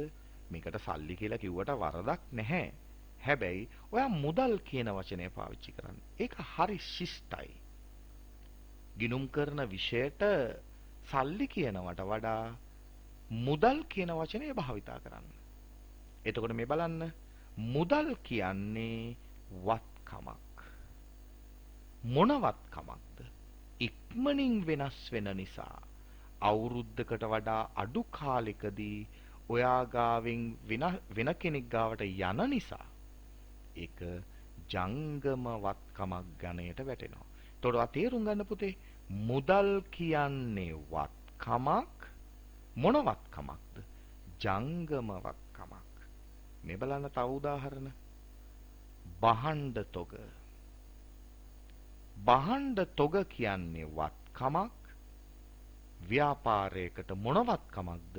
ජංගම වත්කමක්. මම මේ රූපසටහනට පොඩ්ඩක් යනවා. දැන් මේක සුපිරි වෙළඳ සැලක්නේ. මේ සුපිරි වෙළඳ සැලේ, ඒ කියන්නේ සුපිරි වෙළඳ සැලක් කියන්නේ ව්‍යාපාරයක්. මේ ව්‍යාපාරයේ භාණ්ඩ අවුරුද්දකට වඩා වැඩි කාලයක් තියාගන්නද ව්‍යාපාරිකයා කැමති? අද මේ රැක්ස් වලට දාන භාණ්ඩ, මේ භාණ්ඩ අද දාලා අදම විකිනෙනවටද කැමති? ඔයගොල්ලන්ගේ උත්තරේ පැහැදිලි. අද දාලා අදම විකිනෙනවා නම් තමයි කැමති. එහෙනම් මේ භාණ්ඩ අවුරුදු ගානකට වඩා වැඩි කාලයක් තියාගන්න ව්‍යාපාරිකයා කැමති නෑ. අද මේ භාණ්ඩ මේ තියෙන රැක් වලට දාලා අදම විකිනෙනවා නම් තමයි යා කැමති. එහෙනම් මේ භාණ්ඩ කියන්නේ වත්කමක්. මොකද මේ විකුණන්නනේ මේ භාණ්ඩ තියෙන්නේ. එහෙනම් මේවා වත්කම්. මොන වත්කමක්ද? ඉක්මනින්ම විකුණන නිසා ජංගම වත්කමක්. ඒ නිසා භාණ්ඩ තොග කියන්නේ මොන වත්කමක්ද? ජංගම වත්කමක්. හරිද? මම චූටි දෙයක් ඔබට පැහැදිලි කරනවා. දැන් ඔයාලට මම පෙන්නන්නම්. මේ දැන් මේක ගෝවානේ. මේ කැරට්නේ. නේද? මට පේන විදිහට මේ කැරට්. පැහැදිලිද? මේ අලනේ. හරිද?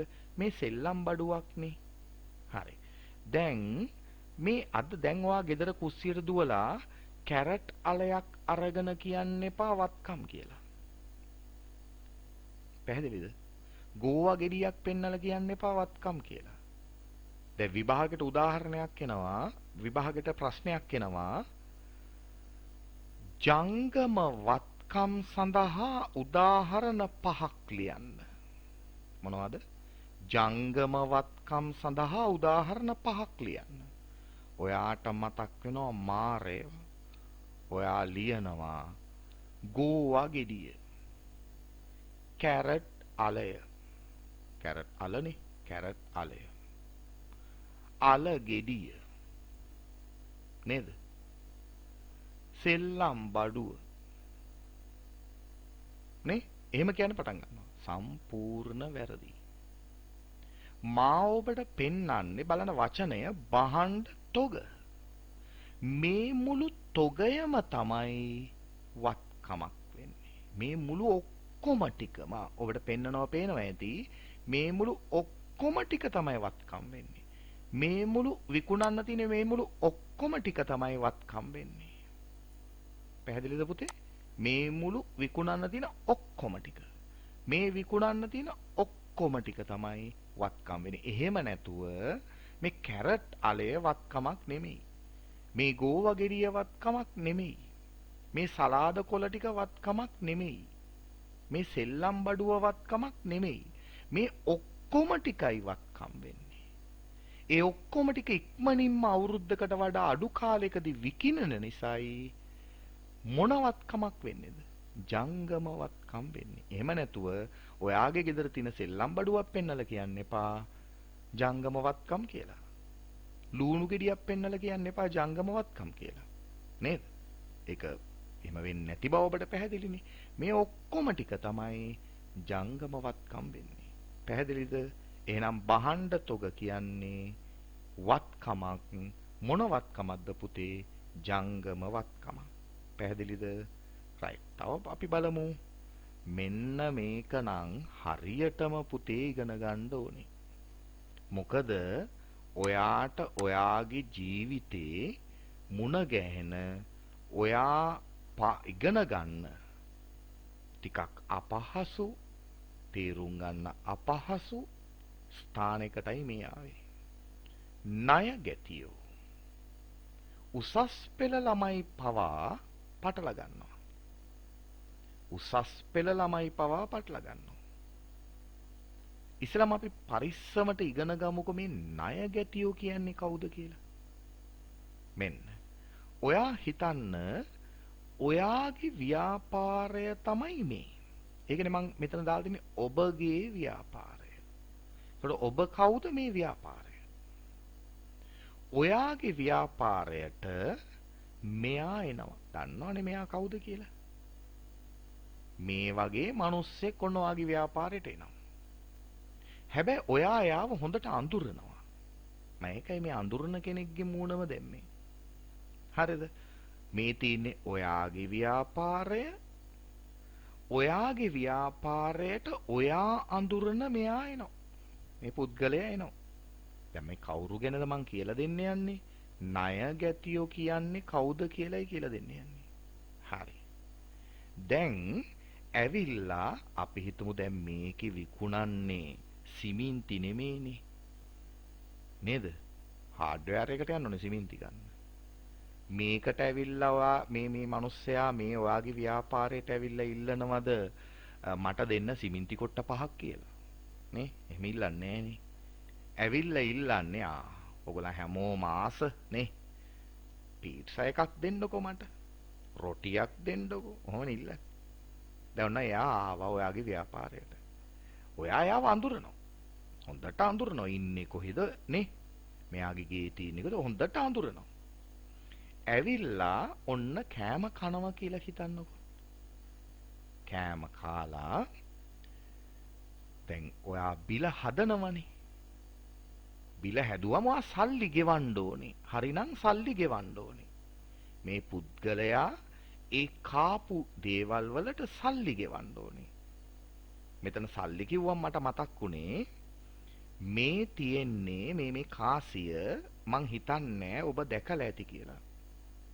මම හිතන්නේ ජීවිතේ ප්‍රථම වතාවට ඔයා මේ කාසිය දකින්නේ. පොඩ්ඩක් ඔයාගේ පරිගණක තිරය විශාල කරලා බලන්න. එහෙනම් පොඩ්ඩක් වීඩියෝ එක ඕෆ් කරලා පොඩ්ඩක් නවත්තලා නේ නවත්තලා ඒ තිරය විශාල කරලා බලන්න. බලපුවාම ඔබට පෙනෙයි මේ තමයි ලංකා රජය විසින් නිකුත් කරපු රුපියල් 5000 කාසිය. හැබැයි මතක තියාගන්න එදිනෙදා පරිහරණයට මේ 5000 කාසිය මහා බැංකුව විසින් නිකුත් කරේ නෑ. ලංකාවට සල්ලි නිකුත් කරන්නේ මහා බැංකුව. ඔන්න ඉගෙන ගන්න හොඳේ. ලංකාවට අවශ්‍ය සල්ලි මුද්‍රණය කරලා නිකුත් කරන්නේ ශ්‍රී ලංකා මහා බැංකුව. ශ්‍රී ලංකා මහා බැංකුව 1998 දී නිකුත් කරනවා රුපියල් 5000 කාසියක්. සමරු කාසියක් හැටියට නිකුත් කරන්නේ මොනරුද? සමරු. ඒ කියන්නේ සාමාන්‍ය ජනතාවට එදිනෙදා පාවිච්චි කරන්න මේ 5000 කාසිය දෙන්නේ. ඒ නිසා ඔබේ දැනුම වර්ධනය කරන්නයි මම මේ 5000 කාසිය මෙතනට දැම්මේ. දැකලත් නැහැනේ. මට උමන වුණා දරුවන්ට පෙන්වන්න 5000 කාසිත් තියෙන බව. හැබැයි අපේ පාවිච්චියට දීලා නැහැ. ශ්‍රී ලංකා මහා බැංකුවේ තියෙනවා කාසි ප්‍රදර්ශනය කරලා වෙනම ස්ථානයක්. එතනට ගියොත් බලා ගන්න පුළුවන්. මම දැකලත් තියෙනවා. පැහැදිලිද? රයිට්. දැන් ආපහු අපේ කතාවට එමු. දැන් මේ මිනිස්සයා ඔයාගේ කඩේට ආවා. ඔයා මෙයාව හොඳට අඳුරනවා. මෙයා ඔයාව අඳුරනවා. කෑමත් කෑවා. කාලා මෙයා හිතනවා නැත්තම් ඔයාට කියනවා සල්ලි දැම්ම ගෙවන්න බෑ. ඒ කියන්නේ පස්සේ ගෙවන්න. ගෙවන්න නැහැ කියන එක නෙමෙයි කිව්වේ. සල්ලි නම් දැම්ම ගෙවන්න බෑ. හරිනම් කාපු ඒවට සල්ලි ගෙවන්න එපයි පුතේ. මෙයා කියනවා අම්බෝ දැම්ම සල්ලි ගෙවන්න බෑ. ඔන්න මං කාසි අයින් කරනවා. සල්ලි දැම්ම ගෙවන්න බෑ කියලා කියනවා. දැන් සල්ලි දැම්ම ගෙවන්න බෑ කියලා කිව්වොත් දැන් ඔයා අඳුරනවනේ මෙයාව. එතකොට ඔයා දෙන උත්තරේ මොකක්ද? ඔයා දෙන උත්තරය තමයි කමක් නෑ. වෙන ආපු දවසක ගෙවන්නකෝ. වෙන ආපු දවසක ගෙවන්න. වෙනදත් තව දවසක මගේ ව්‍යාපාරයට ඔයා එනවනේ. ඒ ආපු දවසක ගෙවන්න. එතකොට දැන් ඒක ඔයා මෙයාට කියන්නේ මේ පුද්ගලයාට කියන්නේ මේ පුද්ගලයා ගැන ඔයා දන්න නිසා නේද? නේ? අන්න ඔයාගේ හිතින් උත්තරේ දෙන ඔව් දන්න නිසා. නිකන් හිතන්නකෝ මෙහෙම. ඔයා යනවා හිල්ටන් එකට. හිල්ටන් එකේ මිනිස්සු ඔයාව දන්නේ. ඔයා ගිහිල්ලා ළඟදි හොඳ හෝටලයකින් කාපු නැති නිසා ඔයා හොඳට කනවා. හැබැයි සල්ලි ගෙනහිල්ලා නැහැ. පැහැදිලිද? හිල්ටන් එකේ අයව ඔයා අඳුරන්නේ නැහැ. ඒ වගේම හිල්ටන් හෝටලේ ඔයාව අඳුරන්නෙත් නැහැ. දැන් හොඳට කාලා බිල ගේනවා.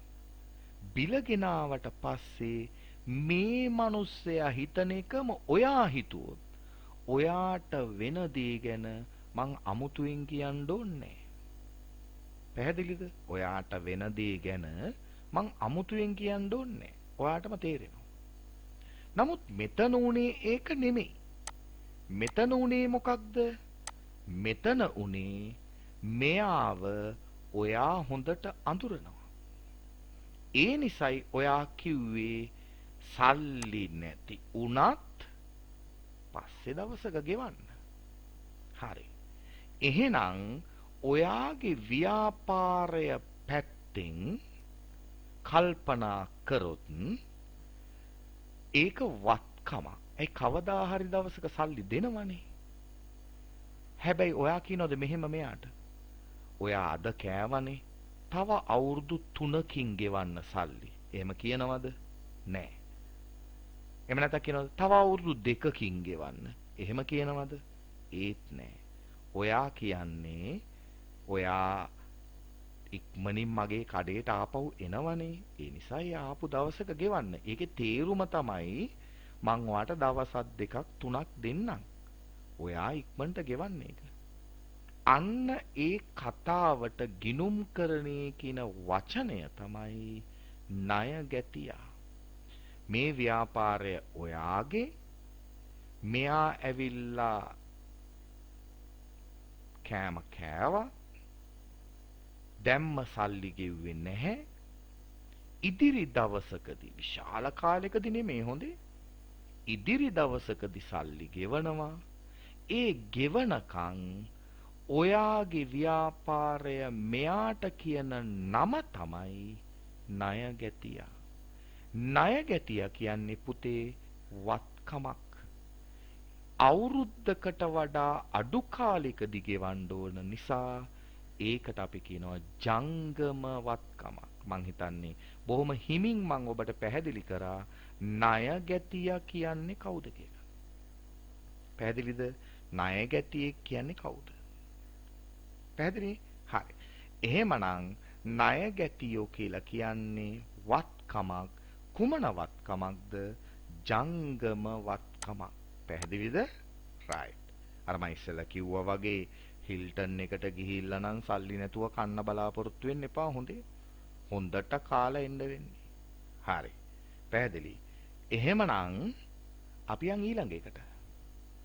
කලින් කළ වියදම්.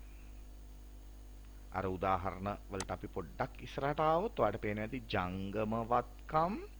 ජංගම වත්කම් වල උන බහඬ තොග ගැන කියලා දුන්නා. ණය ගැතියෝ ගැන කියලා දුන්නා.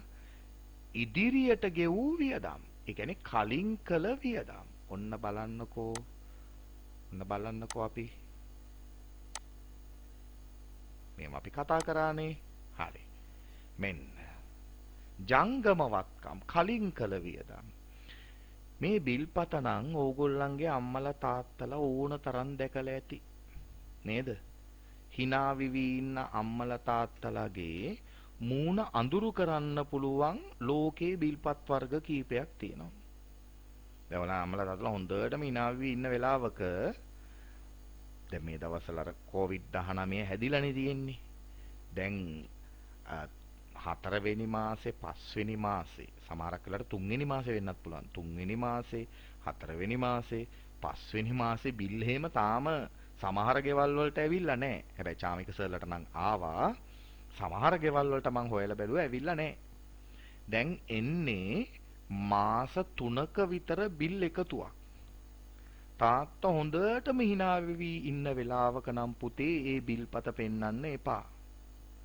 ඒ වගේම ඒ බිල්පත පෙන්වන්න ඉස්සෙල්ලම් හොඳට හොයලා බලන්න ඕනේ තාත්තට heart attack තියෙනවද?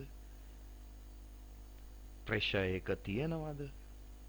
blood sugar තියෙනවද? වැඩි වෙන්න පුළුවන්. මොකද බිල පෙන්නපු හැටියම කලන්තේ දාන සයිස් එකට තමයි දැන් බිලේ වටිනාකම එන්නේ. ඒ නිසා හොඳට හොයලා බලලා තමයි බිල්පත පෙන්වන්න ඕනේ. හරි. අපි මේ කතාව චුට්ටක් පැත්තක තියලා මේ බිල්පත පොඩ්ඩක් බලමුකෝ. මේ මම ඔයගලන්ට පෙන්නන බිල්පත. හරි. එතන ඔයාලට පේන්න ඕනේ මම දාලා තියනවා මෙන්න රුපියල් 10000ක බිල්පතක්. මේ විදුලි බිලේ වටිනාකම රුපියල් 10000යි. මම යටින් කියනවා රුපියල් 10000ක් ගෙවී යුතු විදුලි බිලට. මේ බිලට ගෙවන්න ඕනේ රුපියල් 10000යි. හැබැයි තාත්තා ගෙවලා තියනව කොච්චරද? 12000ක්. එහෙම ගෙවන්න පුළුවන්. 10000ක් ගෙවන්න ඕන විදුලි බිල් පතට තාත්තා ගෙවලා 12000ක්. එතකොට මෙතන මම පෙන්නනවා වැඩියෙන් රුපියල් 2000ක් ගෙවලා.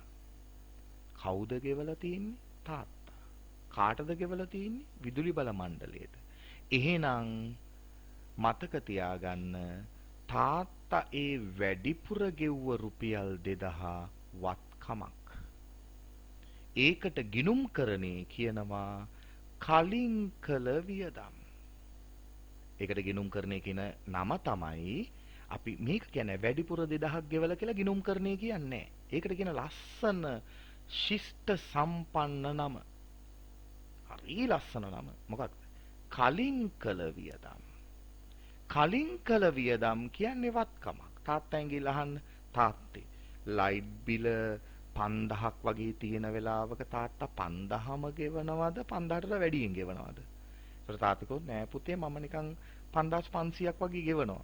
එතකොට අහන්නකො තාත්තෙන් ඇයි එහෙම කරන්නේ කියලා. ඒතර තාත්තා කියනවා පුතේ අර වැඩිපුර 500 ගෙව්වට ප්‍රශ්නයක් නැහැ. ඊළඟ බිල එනකොට ඒ 500 ඒ බිලෙන් ආවරණය කරලයි නැත්තම් කතා කරන භාෂාවෙන් කිව්වොත් කපාගෙන තමයි එවන්නේ. කතා කරන භාෂාවෙන් කිව්වොත්. පැහැදිලිද? එහෙමනම් කලින් කළ වියදම් කියලා කියන්නේ වත්කමක්. හැබැයි ඒ වත්කමේ ආයු කාලය වර්ෂයකට වඩා අඩු නිසායි ඒක ජංගම වත්කම් වෙන්නේ. දැන් මේ උදාහරණේ හැටියට රුපියල් 2000ක් නේ වැඩිපුර ගෙවලා තියෙන්නේ. ඒක ඊළඟ මාසේ එන බිලට ආවරණය කරගන්න පුළුවන්. එතකොට ආයු කාලය එතන මාසෙයිනි පුතේ. ඒකයි වත්කමක් උනත් ජංගම වත්කම් වෙන්නේ. පැහැදිලිද? එහෙනම් කලින් කළ වියදම් කියන්නේ වත්කමක්. ඇයි වියදම එnde ඉස්සෙල්ලා වැඩිපුර ගෙවලා වත්කමක්. පැහැදිලිද? ඒක මොන වත්කමක්ද? ජංගම වත්කම්. පැහැදිලි? දැන් හිතන්න මේ වගේ දේවල් ඕන් තරම් එදිනෙදා ජීවිතේ පාවිච්චි වෙනවා. ඒ පාවිච්චි වුණාට මේවා එච්චර කල්පනා කරේ නෑ. අද ඉඳන් කල්පනා කරන්න. තාත්තා බිලට වඩා වැඩිපුර ගෙවලා තියෙනවා නම් ඒ වැඩිපුර ගෙව්ව ටික තාත්තට වත්කමක්. ව්‍යාපාරයකත් එසේමයි. ව්‍යාපාරයේ විදුලි බිල 10000යි ව්‍යාපාරය 12000ක් ගෙවලා තියෙනවා නම් ව්‍යාපාරය කල්පනා කරනවා මම වැඩිපුර 2000ක් ගෙවලා. ව්‍යාපාරය කල්පනා කරනවා. එහෙනම් ඒක මට මොකක්ද? වත්කමක්. හැබැයි මොන වත්කමක්ද? ජංගම වත්කමක්. පැහැදිලිද? හරි. අපි ඊළඟ එකටත් යන්කෝ.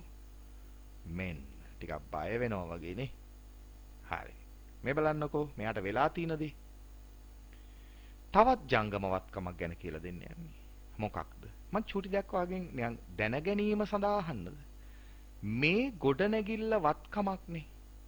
ඒක ජංගම වත්කමක් නෙමෙයි. මේ ගොඩනැගිල්ල වත්කමක්. ඔයා උත්තරේ දීලා ඉවරයි. මොන වත්කමක්ද? ජංගම නොවන වත්කමක්. මට ඒක නෙමෙයි මෙතන කියන්න ඕනුනේ. මේ බලන්න. මේ මිනිස්සයා ජීවත් වෙලා ඉඳද්දි මේ කියන විදිහට ජීවත් වෙලා ඉඳද්දි මේ ගොඩනැගිල්ල කුලියට දෙන්න ඇති. ඉතින් මේ මිනිස්සයා හිතන දේ බලන්නකෝ. ගොඩනැගිල්ල කුලියට ගත්ත මිනිස්සු කුලිය දෙනකන් ඉඳලම මම මැරිලා ගියා. ඇත්තනේ. මේ ගොඩනැගිල්ල කුලියට දුන්නම මේ ගොඩනැගිල්ල කුලියට ගත්ත අය මෙයාට දෙන්න එපැයි සල්ලි. තාම දීලා නැහැ. තාම දීලා නැහැ. හැබැයි ඒක කවදා හරි දවසක දෙන්න ඕනේ. කවදා හරි දවසක දෙන්න ඕනේ කියලා කිව්වේ මැරෙනවට පස්සේ දීලා වැඩක් නැහැ. නිකන් මේ හිතන්නකෝ. ඕගොල්ලන්ගේ තාත්තලා අම්මලා මම මේ උදාහරණ ගන්නෙම ඕගොල්ලන්ගේ තාත්තලා අම්මලා ආශ්‍රිතව. එතකොට තමයි ඔයාට හොඳට මේක ඔළුවට වැටෙන්නේ. දැන් සමහර ගෙවල් තියෙනවා ඒගොල්ලන්ගේ ගෙදර වෙනමම කාමර කුලියට දීලා තියෙනවා. වෙනමම ඒගොල්ලන්ට ගොඩනැගිලි තියෙන ඒවා කුලියට දීලා තියෙනවා. ඒ කුලියට දුන්නට පස්සේ තාත්තලට අම්මලට මාස්පතා ඒ මිනිස්සු කුලිය ගෙවනවා. මාස්පතා කුලිය ගෙවනවා. නිකන් හිතන්නකො තාත්තා දවසක් ඇවිල්ලා අම්මට කියනවා බලන්නකොයි අරගොල්ලන් තාම මේ මාසේ කුලිය ගෙව්වේ නෑනේ. නිකන් හිතන්නකො කොවිඩ් වසංගතය ආවා. ආවම දැන් මේ මිනිස්සුන්ට දැන් ඔයගොල්ලන්ගේ තාත්තගේ ගොඩනැගිල්ල කුලියට ගත්ත මිනිස්සුන්ටත් දැන් කරදරයක වැටුණානේ. ඒ මිනිස්සුන්ට සල්ලි ගෙවන්න විදිහක් නැහැ. ඉතින් තාත්තා අම්මත් එක්ක කතා කරන බලන්නේ තුන්වෙනි මාසේ කුලිය තාම ගෙව්වෙත් නැහැ. හතරවෙනි මාසේ කුලිය තාම ගෙව්වෙත් නැහැ. පස්වෙනි මාසේ කුලිය තාම ගෙව්වෙත් නැහැ. බලන්නකෝ තාම මේ මිනිස්සු මාස 3ක කුලිය ගෙව්වේ නැහැ කියලා ඔය වචනේ ඇහුව සැනින් ඔයා එතනට ගිහිල්ලා කියන්න ඕනේ තාත්තා ඒකට කියන්නේ ලැබිය යුතු ආදායම්. තාත්තා කට අරන් බලන් ඉන්න මොකක්ද යකෝ මේකට උනේ කියලා. මේකට කියන්නේ තාත්තා ලැබිය යුතු ආදායම්. තාත්තට ආදායම ලැබෙන්න ඕනේ. හැබැයි තාම ලැබිලා නැහැ. තාම ලැබිලා නැහැ. ඒ නිසා තාත්තා ඒක වත්කමක්. හැබැයි තාත්තේ මේක ඉක්මනින්ම තාත්තා ගන්න. මොකද ඒක ජංගම වත්කමක්. අවුරුදු ගාණක් වෙනකන් ඉන්න එපා. කොහොමත් තාත්තා ඉක්මනින් ඒ සල්ලි ටික ගන්නවා තමයි. එහෙනම් මොකද තාත්තා ගිහිල්ලා මේ මිනිසුන්ට කියනවද තව අවුරුදු 2කින් දෙන්නකෝ. එහෙම කියන්නේ නෑනේ. එහෙම කිව්වොත් මෙයාට වෙච්ච දේ තමයි වෙන්නේ. නේ? අනේ අපි නම් එහෙම ප්‍රාර්ථනා කරන්නේ නමුත් එහෙම වෙන්න දෙන්න එපා. බොහොම කෙටි කාලයකින් මේක ඒ අයගෙන් ඉල්ලගන්න. ඒ නිසා ලැබිය යුතු ආදායම් කියලා කියන්නේ පුතේ ජංගම වත්කමක්. ලැබිය යුතු ආදායම් කියලා කියන්නේ වත්කමක්. මොන වත්කමක්ද? ජංගම වත්කමක්. දැන් ඔය අයට මම වත්කම් ගැන පැහැදිලි කරලා ඉවරයි. පැහැදිලිද?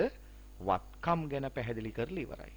මේ බලන්න අපව මුලට අපියන් මුලට ගියාම ඔයාට පේන්නේ ගිනුම් සමීකරණය. තරාදියක් වගේ කිව්වා. ඒ සමීකරණේ පළවෙනි සමීකරණය කතා කර ඉන්නේ. මොකක්ද? වත්කම් සමානයි හිමිකම්. ඒකේ පුතේ වත්කම් කියන එක කතා කරේ. ඒ වත්කම් කියනකොට ගුණාංග 3ක් සම්පූර්ණ වෙන්න ඕනේ කියලා සාකච්ඡා කරා. පැහැදිලිද? right. දැන් මේක මම නැවත නැවත කියන්න යන්නේ. දැන් ඔයා මේ ගුණාංග 3 හොඳටම දන්නවා. ඊට පස්සේ අපි කතා කරා වත්කමක් කියන්නේ කොහොමද? අර ගුණාංග 3ම තමයි මේ ඡේද වශයෙන් ලියලා තියෙන්නේ. හරිද? චුට්ටක් මාත් එක්ක එකපාරක් හොඳ දරුවෝ වගේ කියමුද? හොඳ දරුවෝ වගේ කියමු. හරි. කොහොමද? අතීත ගනුදෙනුවක ප්‍රතිඵලයක් මත ඇතිවන ව්‍යාපාරයේ පාලනයට යටත් වන ව්‍යාපාරයට අනාගත ආර්ථික ප්‍රතිලාභ ලබාගත හැකි සියලුම සම්පත් වත්කම් ලෙස හඳුන්වනවා. ඊට පස්සේ පුතේ වත්කම් වර්ගීකරණය කොටස් දෙකයි. ජංගම නොවන වත්කම්, ජංගම වත්කම්. ජංගම නොවන වත්කම් කියලා කිව්වේ ව්‍යාපාරයක් වර්ෂයකට වඩා වැඩි කාලයක් පාවිච්චි කරනවා නම්, පරිහරණය කරනවා නම් ඒක ජංගම නොවන වත්කම්. උදාහරණ පල්ලෙහා තියෙනවා. වර්ෂයකට වඩා අඩු කාලයක් ව්‍යාපාරය පරිහරණය කරනවා නම් ඒකට අපි කියනවා ජංගම වත්කම්. පැහැදිලිද? හරි. ඔය නිර්වචන 10 වසරට ප්‍රමාණවත්. මීට වඩා පුළුල් නිර්වචන උසස් පෙළේදී තියෙනවා. නමුත් මේ නිර්වචන ටික පුංචි දරුවෝ හැටියට ඔබට ප්‍රමාණවත්. ඊට පස්සේ මං ඒ වලට ඕගොල්ලන්ට උදාහරණ සහිතවම රූප සටහන් ඔස්සේ මේවා උගන්වන්න පටන් ගත්තා. ඒකෙදි මම ඔබට පෙන්නුවා ජංගම නොවන වත්කම් වලට උදාහරණ. එකින් එක අපි ඉක්මනින් ගත්තොත් මේ උදාහරණ මම ඔබට එකින් එක පෙන්නුවා වෙන් වෙන් වශයෙන් පැහැදිලි කරමින්. හොඳයි. ඊට පස්සේ මෙතනදී මම නැවත චුට්ටක් ආයෝජනය ගැන හොඳට බලන්න කියලා ඔබට නැවතත් අවධාරණය කරනවා. ආයෝජන ගැන හොඳට නැවත වතාවක් බලන්න. හරි? හරි. එතකොට මේ තියෙන ජංගම වත්කම්. ඒක ජංගම වත්කම් වෙන්නේ ඇයි කියලා මම ඔබට පැහැදිලි කිරීම කරා. හොඳයි. එතකොට ණය ගැටියෝ අලුත් වචන මේවා. ඒවා හොඳට නැවත අධ්‍යයනය කරන්න. ණය ගැටියා කියලා කියන්නේ කවුද? උසස් පෙළ දරුවන්ට පවා පැටලෙන තැනක් කියලා මම මේක කිව්වා. මොකද ඕගොල්ලන්ගේ ජීවිතේ අලුතෙන් අහන වචන මේවා. ඒ නිසා මා ණයගැතියා ගැන මීට පෙර උගන්වලා තිනවා. ඒක නැවත වතාවක් බලන්න. පේනව නේද?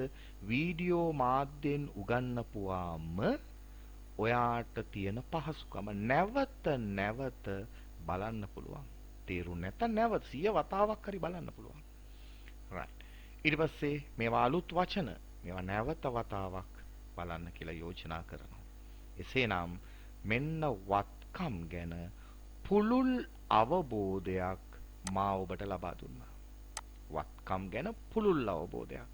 එතකොට කවුරු කොහොම ඔයාගෙන් ප්‍රශ්න ඇහුවත් වත්කමක් කියන්නේ කුමක්ද කියලා දැන් ඔබට නිර්භයව ඉදිරිපත් කරන්න පුළුවන් වෙන්න ඕනේ. පැහැදිලිද? අපි ඊට පස්සේ අධ්‍යයනය කරන්න ඕනේ හිමිකම් වුණාට මා ඔබත් එක්ක මේ ඊළඟට අධ්‍යයනය කරන්න බලාපොරොත්තු වෙන්නේ වගකීම් ගැන. මොනවා ගැනද? වගකීම් ගැන. වගකීම් ගැන මා ඔබට උගන්වනවා ඊළඟ වීඩියෝ පටයෙන්. මොකද දැන් මේ වීඩියෝ පටයෙන් මා ඔබට උගන්වන්න බලාපොරොත්තු වෙන්නේ වත්කම් ගැන.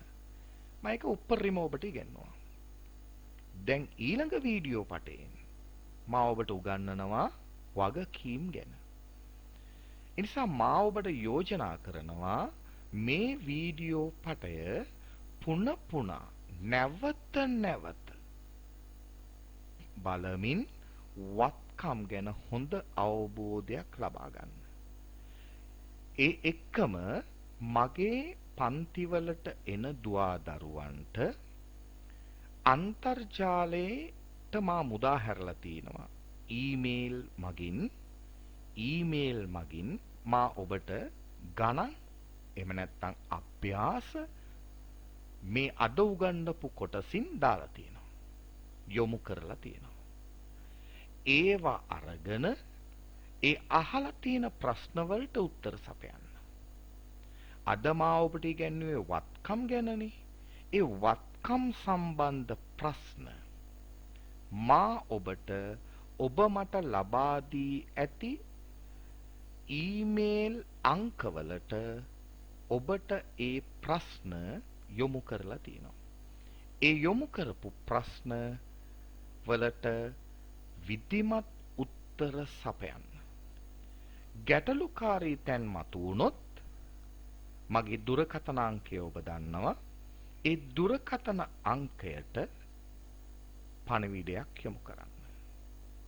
දුරකථන අංකයට පණිවිඩයක් යොමු කරලා මම ඒ අවස්ථාවේ ඔබත් සමග සම්බන්ධ වෙන්නම්. ඒ සම්බන්ධ වෙලා මා ඔබට ඔබ අහන ප්‍රශ්නයට උත්තර සපයන්නම්. එතෙක් අපි වගකීම් ගැන නැවත වීඩියෝ පටයකින් මුණ ගැහෙන තෙක් ඔබට ආයුබෝවන් කියලා කියනවා. මම ඔබගේ චාමිකර සර්.